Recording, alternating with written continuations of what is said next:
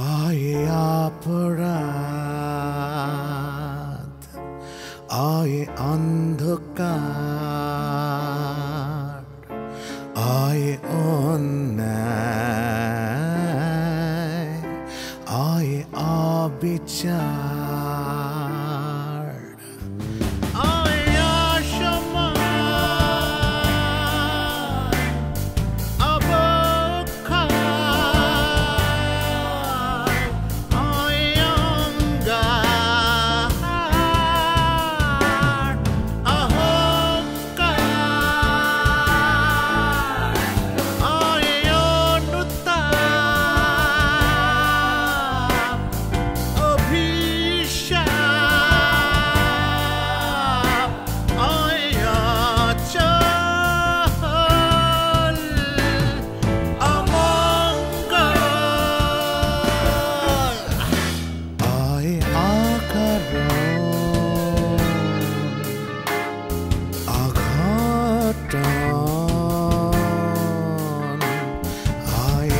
তৃপ্ত অনুরণন, আয় অসুর, আয় অভিমান, আয় অবসান, অনুসন্ধান,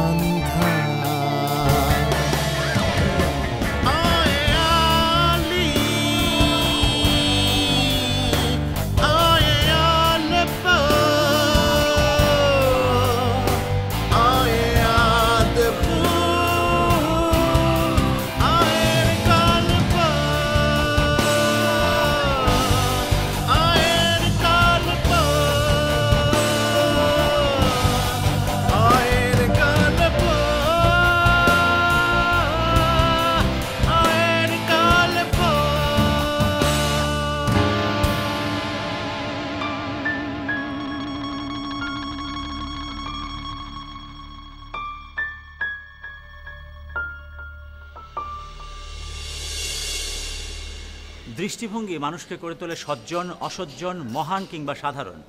জীবনকে দেখার দৃষ্টিভঙ্গি অনুযায়ী তৈরি হয় স্বপ্ন, সম্ভাবনা, হতাশা আর আশা ভঙ্গের বেদনা। তবে জীবনকে কাঙ্ক্ষিত লক্ষ্যে পৌঁছাতে শুধুমাত্র দৃষ্টিভঙ্গি যথেষ্ট নয়, প্রয়োজন হয় বাস্তবতা বোধ, বাস্তবকে বুঝে চলার মতো বোধ শক্তি। সঠিক সময়ে সঠিক সিদ্ধান্ত নিতে না পারলে তৈরি হয় আক্ষেপ এবং অভিমান। তাই ধীরে ধীরে মানুষ হয়ে ওঠে আত্মঘাতী। তাই জীবনকে বুঝে চলা এবং নির্দিষ্ট গন্তব্যে পৌঁছানোর জন্য দরকার হয় অন্যরকম দৃষ্টিভঙ্গি, অন্যরকম চোখ। অয়ের গল্পে আমাদের আজকের পর্ব অন্যরকম চোখ।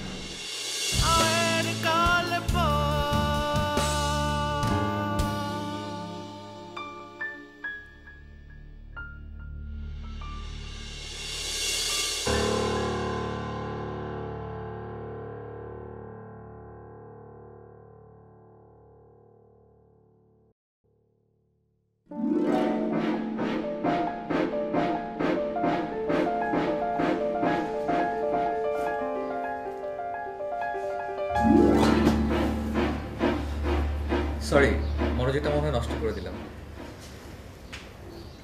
আমি মনে হয় ঘুমিয়ে পড়েছিলাম। শিট। ঘুমের মধ্যে অবশ্য কনসেন্ট্রেশনটা অনেক ভালো হয়। থাক, আর পিন মেরে কথা বলতে হবে না।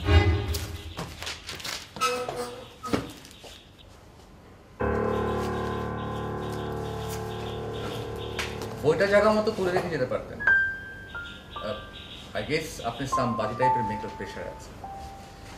You can share if you wish. সাহায্য করতে না পারলেও ভালো সাজেশন দিতে পারবো।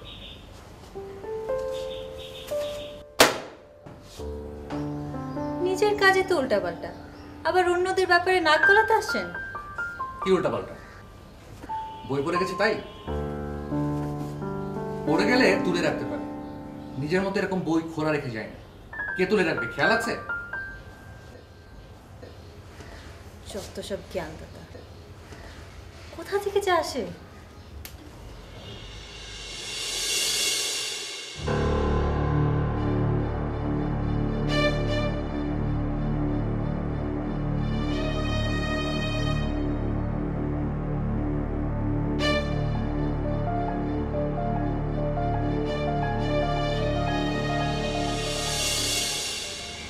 বিপদ যে মানুষের ঘাড়ে কতভাবে আসতে পারে তা আগে থেকে নিশ্চিত করে বলা অসম্ভব। নীলা পড়েছিল তেমন এক উটকো ঝামেলায়। সেই ঝামেলা থেকে সে মুক্তি পেয়েছিল ঠিক তেমনি অপ্রত্যাশিতভাবে, কিন্তু তার জের ধরে তাকে এগিয়ে যেতে হয়েছিল আর এক অনিশ্চিত পথে। চলুন দেখা যাক।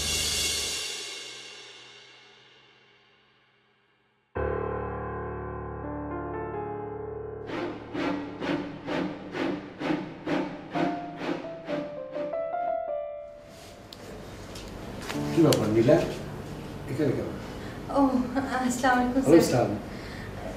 স্যার আসলে ওই ভাইয়াটার চোখগুলো কেমন জানি। চোখগুলি কেমন মানে? আচ্ছা ঠিক আছে, তুমি ভিতরে আসবে। আসো আসো আসো।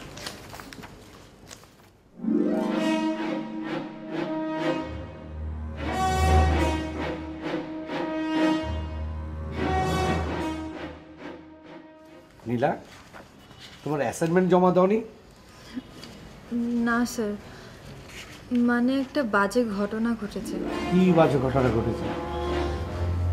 মানে সবাই তো সবার রেফারেন্স ইন্টারনেট থেকে ডাউনলোড করেছে। আমার বাসায় তো আর ইন্টারনেট নেই। আমাদের ক্লাসের সাবরিনা, ও আমাকে বলল একদিনের জন্য ওর ট্যাবটা নিয়ে যেতে।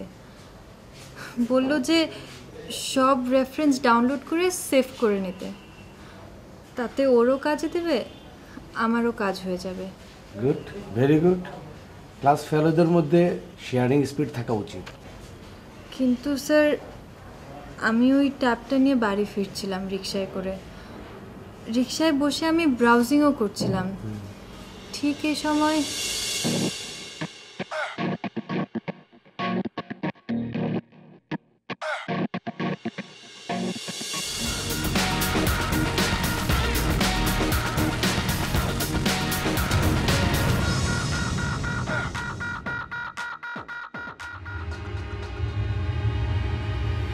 এখন সাবরিনা সবাইকে বলে বেড়াচ্ছে আমি নাকি ওর ট্যাবটা হজম করেছি। না, খুব খারাপ হয়েছে। ঠিক আছে, আমি তোমাকে 3 দিনে এক্সট্রা টাইম দিলাম। তুমি এর মধ্যে তোমার অ্যাসাইনমেন্ট কমপ্লিট করে সাবমিট করে দাও। Okay? Thank you sir, thank you very much. কেন যে মানুষের ট্যাবটা নিতে গিয়েছিলাম। ওকে ওকে ওকে, যাও।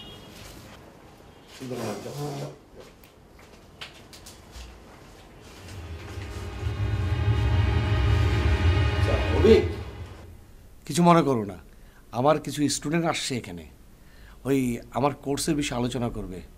তুমি ইচ্ছে করলে 1 ঘন্টা কোথা থেকে ঘুরে আসতে পারো। Sure sir, I am a responsible person. Thank you, thank you. জি স্যার।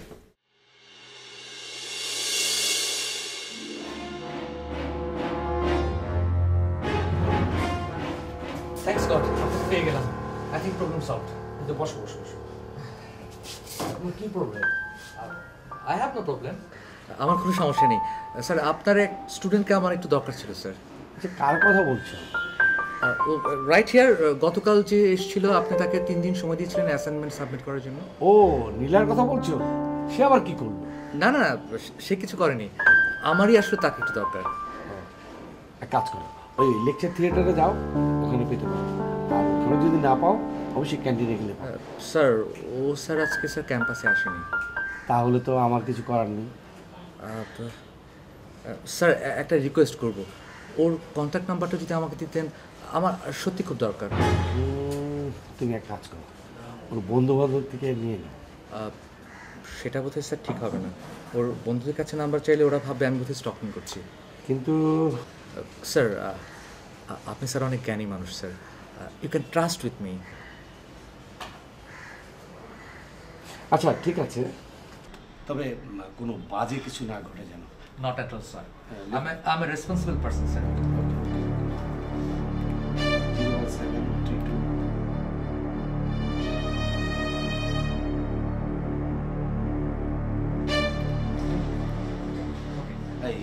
তুমি একটু বসো, যদি কিছু মনে রাখো তুমি লাইব্রেরিতে থাকো, আমি একটু অ্যাডমিন বিল্ডিংতে আসবো। Sure sir, sure.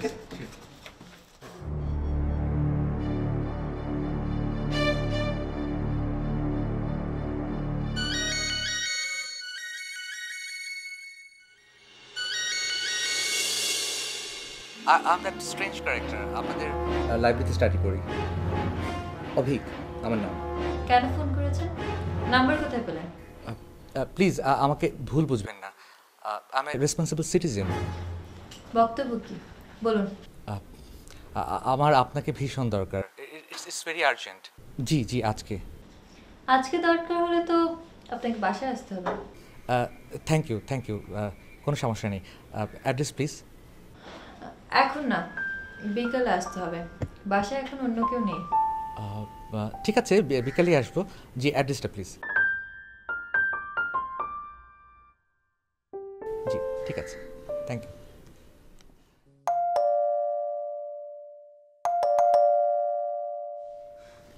আপনি আসুন, ভেতরে আসুন।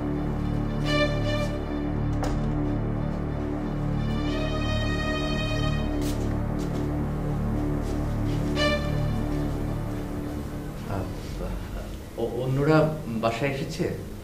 আপনাকে সেটা ভাবতে হবে না। কি জন্য এসেছেন সংক্ষেপে বলেন।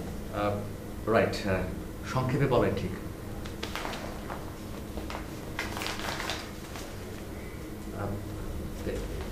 এটা দিতে এসেছি।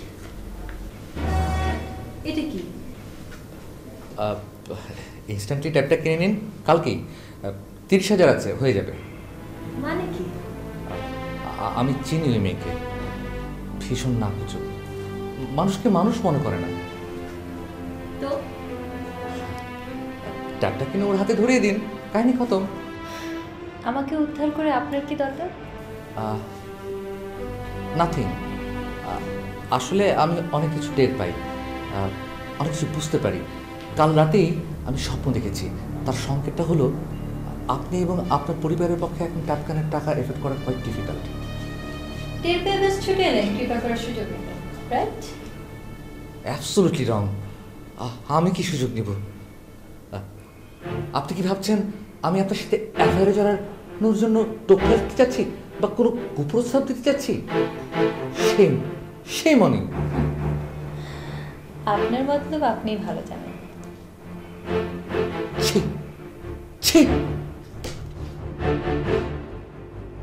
মানুষের প্রতি মানুষের কোনো সম্মান থাকবে না? পৃথিবীটা কেন এমন হবে? মাঝে মাঝে মনে হয় আমি পৃথিবী থেকে চলে যাই, মরে যাই। ছি ছি।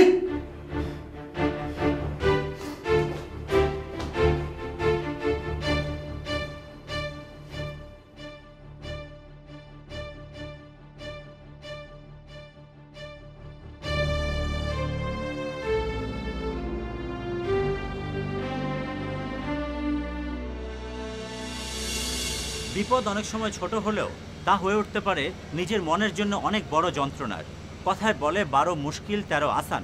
বিপদ থাকলে তা থেকে মুক্তির উপায় নিশ্চয়ই আছে, কিন্তু বিপদ থেকে মুক্তির উপায় বের করতে গিয়ে কেউ কি বরণ করে নিতে পারে আরও বড় কোনো যন্ত্রণাকে? চলুন দেখা যাক।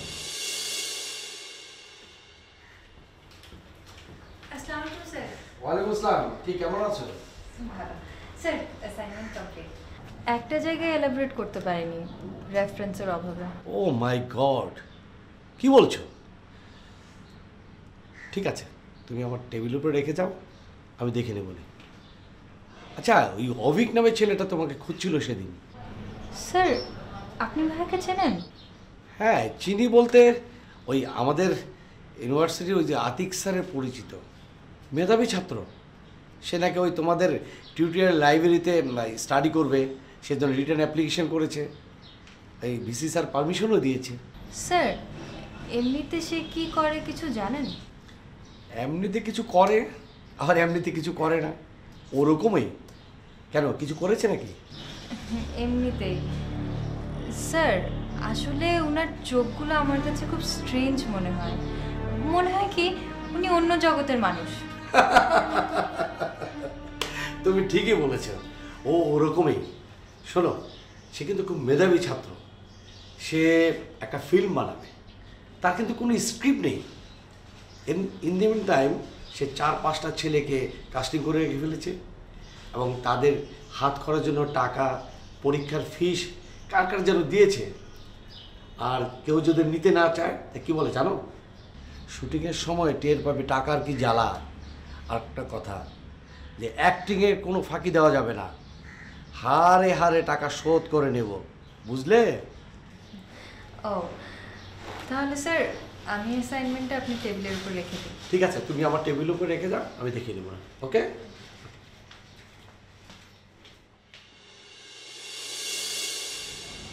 সেই যে অভিক গেল, 1 মাস হতে চলল, তার কোনো হদিস পাচ্ছিল না নীলা। এদিকে ফোন করে তার মোবাইলও বন্ধ পাচ্ছিল সে। এটা যেন হয়েছিল তার জন্য অভিনব এক যন্ত্রণার। এইদিকে কৃতজ্ঞতার কারণে তার মাথা যখন নুয়েছিল, তখন ঠিক চিন্তিত ছিল নীলা কি করে প্রতিদান দেওয়া যায় এত বড় উপকারের। চলুন দেখি নীলা কি করে, দেখা যাক। আপনি অসময়ে এসে থাকলে সরি, আমি চলে যাচ্ছিলাম। না না, কোথায় যাচ্ছেন? আসুন আসুন, ভেতরে আসুন।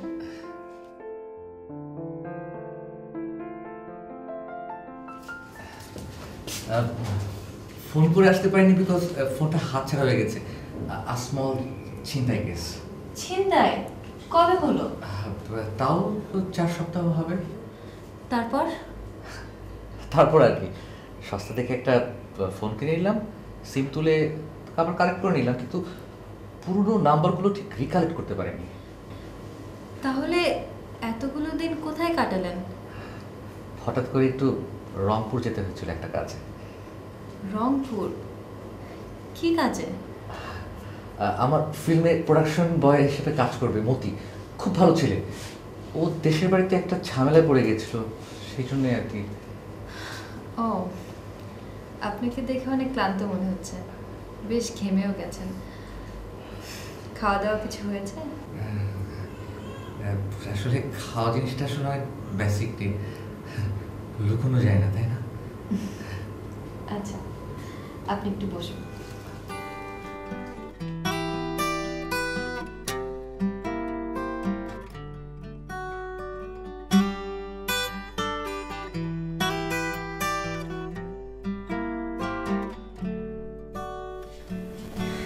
এই সময় বাসায় কোনো তৈরি খাবার ছিল না, ফ্রিজে 1 প্লেট খিচুড়ি ছিল।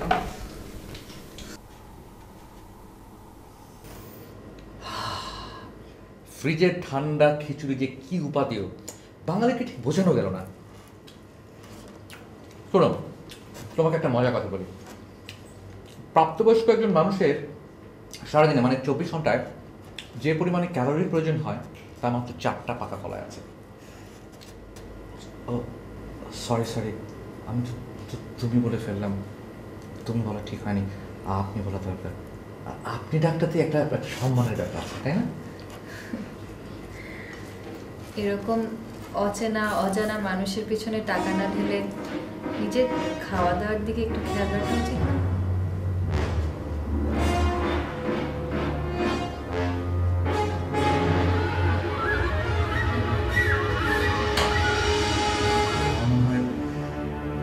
খোদা পেটে অজানা কারো বাসায় আসাই উচিত।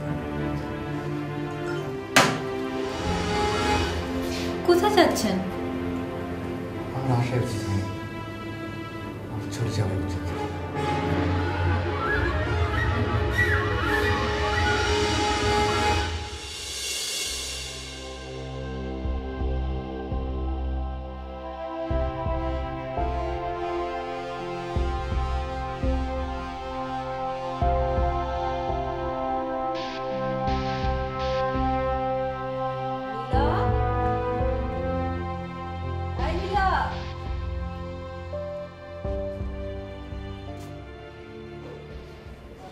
কিরে, এখানে বসে কি করছিস?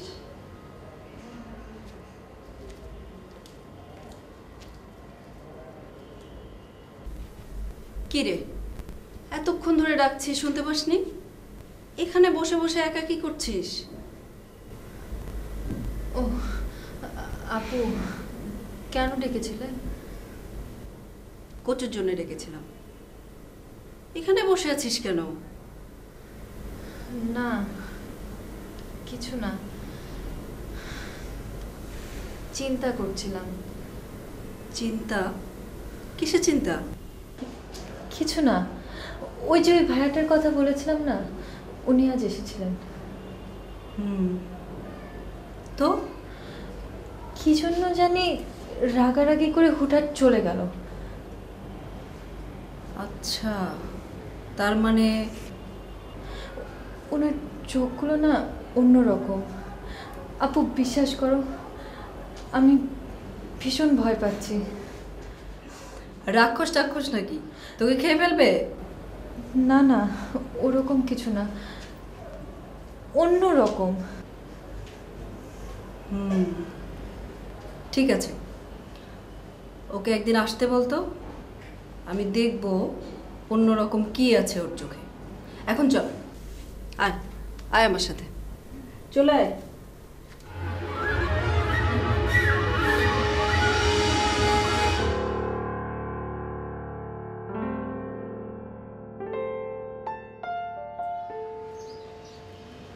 অভিক ভাই, আপনি দাঁড়িয়ে আছেন যে, ভেতরে আসবেন না? আমার পারমিশনের মেয়াদ শেষ হয়ে গেছে রংপুর থাকতেই। নতুন করে 1 মাসের জন্য অ্যাপ্লিকেশন করেছি অবশ্য, কিন্তু এখনো সাইন হয়নি। ভেতরে এসে বসেন। আসলে একটু দরকার ছিল, কিন্তু নিয়ম নীতি ভাঙা কি ঠিক হবে? অ্যাপ্লিকেশনে সিগনেচার হয়নি, হয়ে যাবে। আর সবাই তো জানে আপনি এখানে স্টাডি করেন। আসেন তো, ভিতরে আসেন। আহা, আসেন তো, আসেন। নিয়ম নীতিকে এত ভয় পেলে চলে না তো। আজকাল সবাই চিন্তা করে কিভাবে লাইন ডিঙে সামনে যাওয়া যায়, কিভাবে ঘোড়া ডিঙিয়ে ঘাস খাওয়া যায়। এই জন্যই তো আমাদের এই অবস্থা। কি অবস্থা? এই যে চারিদিকে অনিয়ম, বিশৃঙ্খলা, কোনো কিছু তো ঠিকমতো চলছে না। অথচ চিন্তা করে দেখেন আমাদের কত মেধা।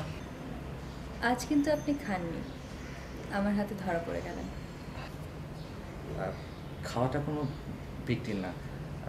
দেখবেন রাস্তার পাগলও কিছু না কিছু খায়। আমি না হয় একটু কম খাই, কিন্তু মরে তো আর যায়নি। আচ্ছা, আজ না হয় আমি আপনাকে ট্রিট দিই। কি খাবেন বলুন তো? বার্গার, শর্মা নাকি অন্য কিছু? ভাত আর সবজি আমাদের ওয়েদারের জন্য বেস্ট ডায়েট। না হয় আজকে আমি আপনাকে বেস্ট ডায়েটে ট্রিট দেব। আসুন তো। আরে আরে, টানাটানি করছেন কেন?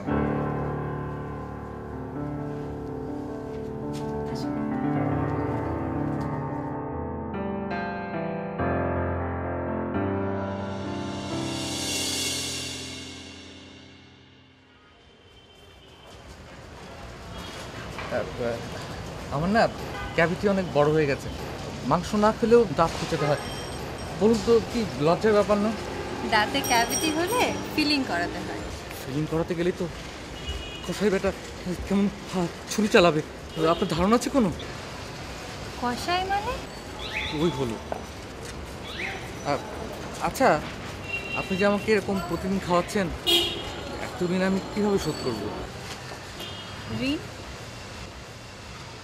আর নিজে যে এতগুলো টাকা খালি খালি আমাকে দিয়ে রেখেছেন, সেটা ঋণ নয়? আপনারা দিচ্ছেন মানুষের সম্মানতা, সেটা বড় কিছু না। আমি ভুল করেছি। আমার আগে বোঝা উচিত ছিল যে আপনার মন মানুষের থার্ড ক্লাস। শ্যাম শ্যাম।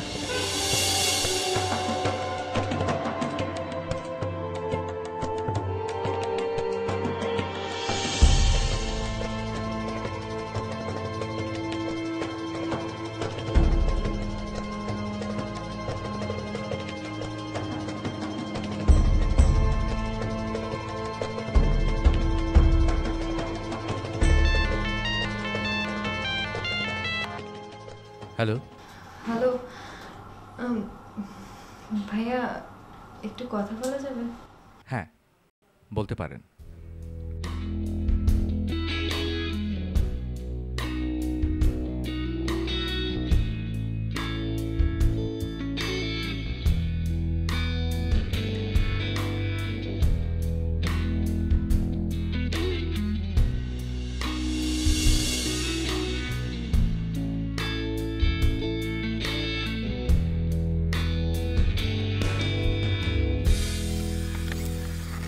কিরে, এটা কই পাইছিস? তুই পাইছি।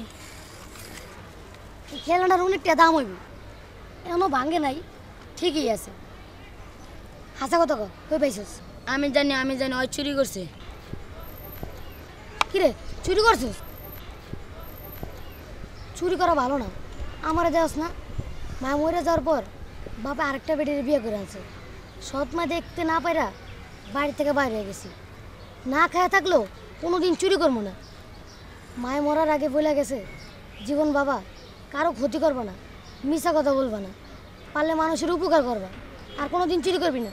কি কইছি বুঝছস? কাট। জীবন খুব ভালো হয়েছে, তবে একটু ওই যে মায়ের কথাগুলো যখন আসে না, সেই মায়ের কথা শোনার সময় একটু একটু আবেগ দিতে হবে, একটু চোখটা ছলছল, ঠিক আছে? উফ, অনেক গরম পড়ছে তাই না? একটু আইসক্রিম খেলে কেমন হয়?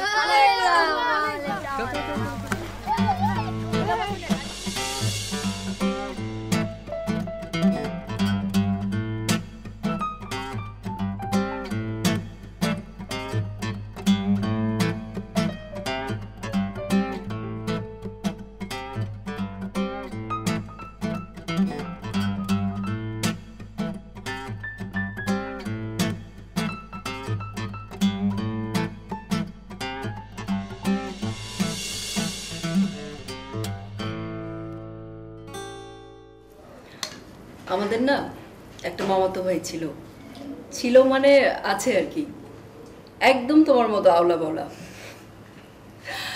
সে যা খেতে পারতো বলার না। আর কি বলতো জানো? বলতো যে সরু পেটে নাকি গরু আটে। বিয়ের পরে ইয়া মোটা হয়ে গেছে, চেনাই যায় না। সবজিটা না খুব ভালো হয়েছে। আমার আম্মু অসম্ভব ভালো রান্না করতেন, অসাধারণ। আর একটু দিতে হবে? না না না প্লিজ, আমি নিজে তুলে নেব। কেউ তুলে দিলে আমার কেমন যেন একটু আপসেট লাগে। কেউ জোর করছে না, ভালো না লাগলে হাত ধুয়ে ফেলুন, কাহিনী ফিনিশ। না না না না, খুব খুব ভালো হয়েছে, মানে অসাধারণ গৃহিণী, বাঙালি সুগৃহিণী যাকে বলে। Thank you. কিছু লাগবে? কাঁচামরিচটা না হলে না ঠিক বাঙালিয়ানাটা ঠিক হয়ে ওঠে না।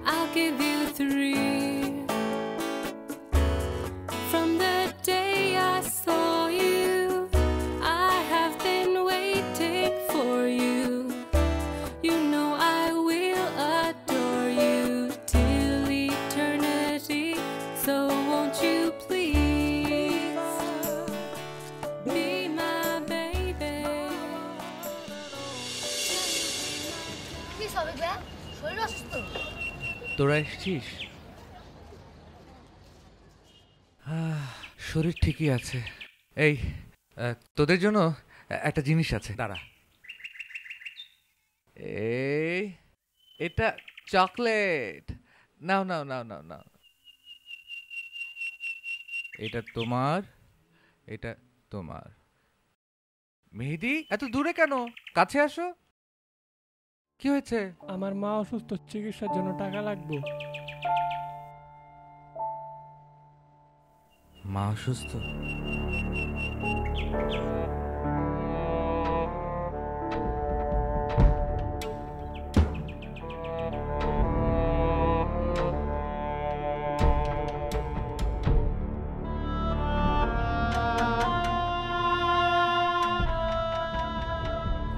জানিস, এই চেনটা আমার মায়ের। এক মায়ের জিনিস আরেক মায়ের কাজে লাগবে। পারফেক্ট। বুঝতে পারলাম না ভাইয়া। তোকে কিছু বুঝতে হবে না, চল চল চল, এই চল।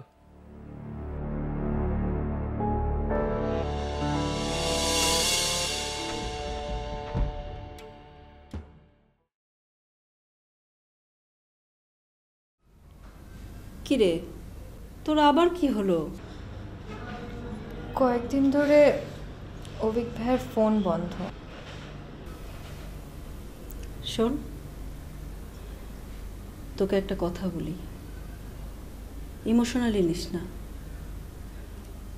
আমি তোর বড় বোন, যা বলছি ভালোর জন্যই বলছি। এসব উড়নচণ্ডী ছেলের পাল্লায় পড়িস না। আমরা সাধারণ ঘরের মানুষ, কাজকর্ম, ঘর সংসার এসব করে আমাদেরকে বাঁচতে হবে। এসব বাউন্ডুলেকে গলায় ঝুলালে শেষে কি পরিস্থিতি হবে একটু ভেবে দেখ। আপু, আমি না একটা অন্যায় করে ফেলেছি। কিছুদিন আগে আমার অনেকগুলো টাকার প্রয়োজন ছিল। আমি চাইতে না চাইতে অভিক ভাই আমার জন্য টাকাগুলো নিয়ে আসে। প্রথমে ভেবেছিলাম টাকাগুলো আমি নেব না, পরে ভাবলাম আপাতত আপদটা থেকে তো রেহাই পাবো। আমি টাকাগুলো নিয়ে সে কাজে লাগিয়ে ফেলেছি। তো কি হয়েছে? মানুষ ঋণ করে না?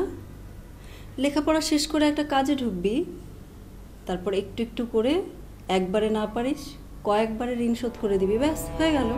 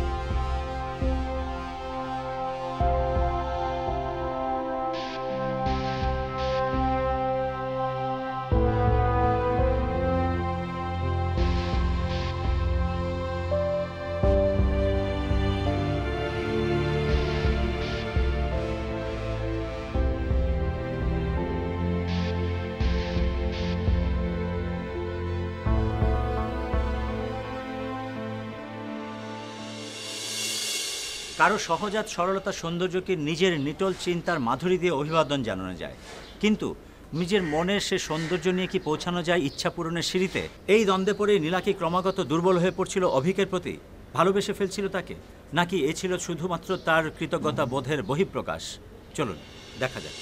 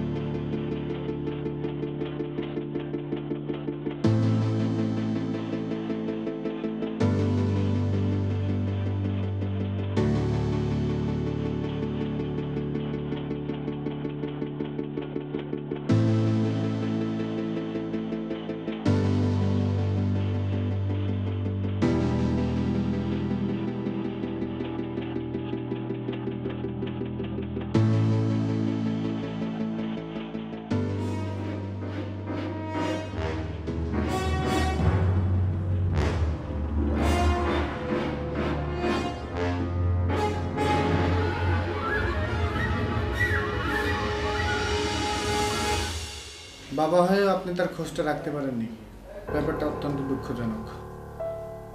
অভিক ক্লাস 3-তে থাকার সময় আমার স্ত্রী ক্যান্সারে ভুগে মারা যায়।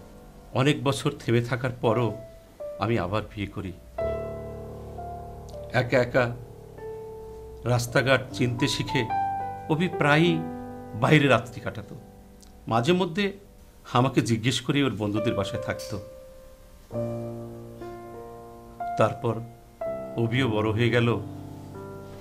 আমার কর্মব্যস্ততার কারণে তার পিছনে পিছনে ঘোরা আর সম্ভব হলো না।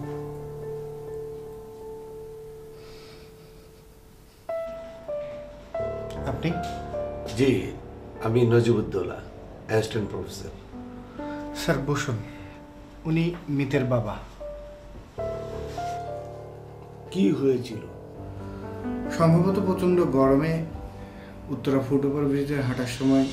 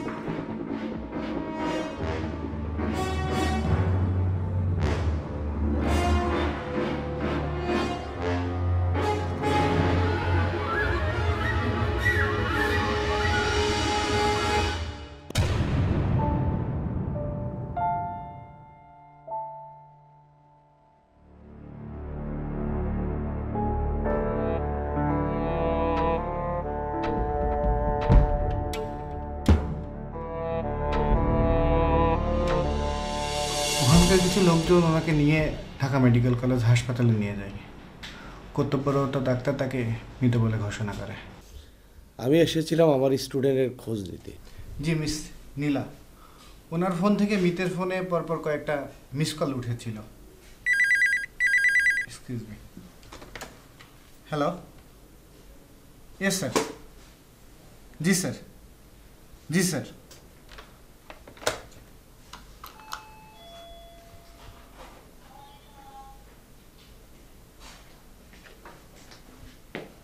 স্যার, মিস নীলাকে নিয়ে আসুন।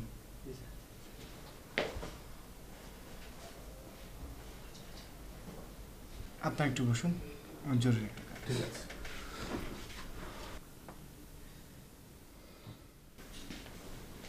মিস নীলাকে নিতে কে আসছেন? জি, আমি আমি আমি তার ইউনিভার্সিটি টিচার।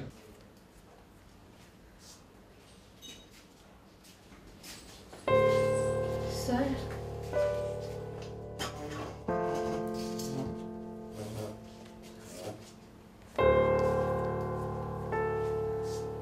মারে, অভিকের সাথে তোমার কি সম্পর্ক তা আমি জানতাম। তার পিতা হয়েও মৃত্যুর সময় তার মুখ আমি দেখতে পারিনি। আমার মতো অভাগা এই পৃথিবীতে আর কেউ নেই রে মা, কেউ নেই।